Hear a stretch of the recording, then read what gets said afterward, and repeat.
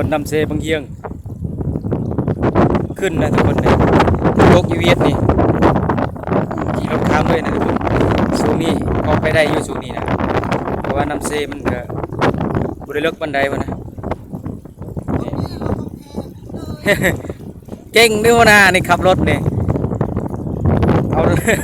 เอารถจักรลงน้ำเลยนี่2 คันเลยนะทุกคนเอาบุ๊บยอง มาเลยคันหนึ่งนี่บนโต๊ะทุกคนปุ๊บแนมไปทางเวียดปุ๊บมันตึ๊บเลยทางเวียดปุ๊บเซฟเยี่ยงนี่ทุกคนเลิกปันไดดอกสูงนี่กันเพียงอันนั้นนะทุกคนพอไปได้อยู่รถจักรเดี๋ยวน่าจะเป็นทิศตะวันตกทุกคนนะแนมไปทางทิศตะวันตกมันจะมีแสงแดดนั่นแหละทุกคน